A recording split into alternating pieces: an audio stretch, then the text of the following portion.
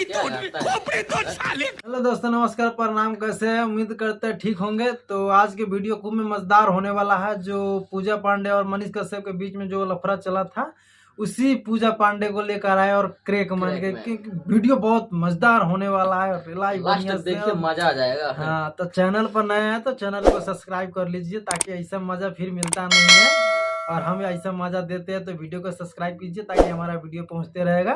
तो चलिए video start करते हैं, उसके बाद फिर बात करते हैं। चलिए स्टार्ट करते हैं। नमस्ते, प्रणाम, आदाब, राम सलाम लगाम। तो भैया लोग फिर से उपस्थित हो गए बहन। तो कहल खिजाओ भाई लोग की पैंट के खुला रहला चैन हमरे नाम हो करेक्ट मैन। तो बिना कोनो खोदा खोदी के आज शुरू करता नहीं आज के बकचोदी के। तो भाई लोगन वीडियो के स्किप मत करियो। लोगन आज फिर से बात करे वाला बानी पूजा पांडे के बारे में। तो कैमरा मोहन तो पूजा पांडे के गाना लगाओ।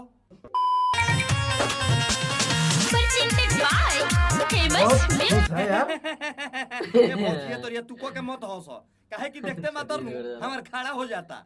मतलब भाई लोगों ने हमारे कहे का मतलब है कि जो 2 इंच के बाद 3 इंच के हो जाता। कैमरा मोहन तो जाके फेविकॉल किन लिया अब भौजी के मुंह में चुआ के साट दे मुंहवा, ऐसे कि जो हमार बरमंड देख के नु सब धोन के जाता। साला फेविकॉल साटला से कथी होई रे, हमरा आगवा से चुएला उहे चुआ के साट देम। समझ रहे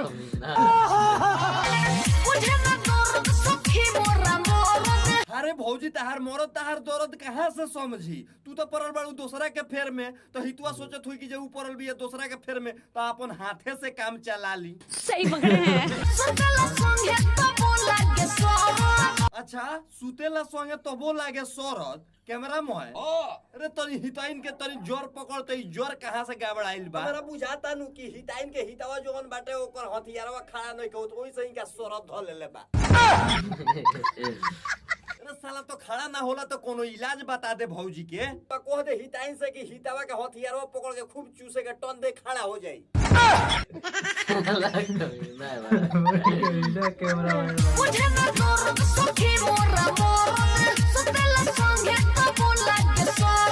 भाई साहब मोबाइल में बिजी इधर दर्द बता रही है। तारा सरद लागत तबे तू जॉकेटुआ पहनले बड़ ना, तो जॉकेटुआ ना पहन तू।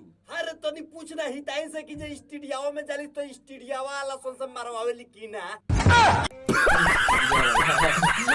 बड़ी हरामी भाई कैमरा वाला। पूछे जाई रे जे भौजी मारवावेले ही स्टूडियो में कि फारवावेले कि चिरवावेले, हमार उहे काम बा। सही पकड़े हैं।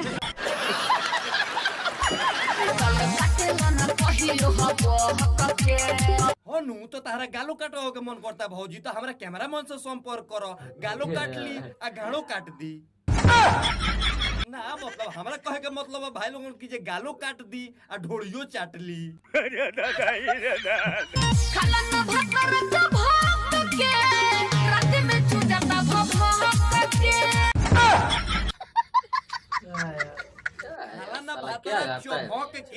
राती में चू जाता भौक के।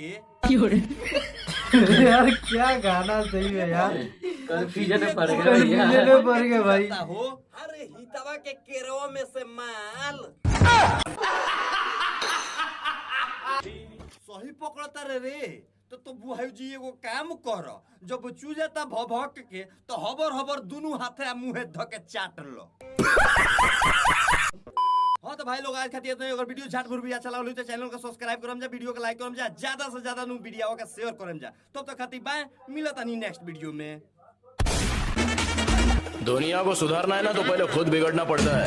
और आप तो हाँ भाई, वीडियो में मजा आया है ना, तो अगर मजा आया तो थोड़ा वीडियो को लाइक कीजिए। अगर नहीं मजा आया तो डिसलाइक का भी ऑप्शन दिया, डिसलाइक भी कर सकते हैं।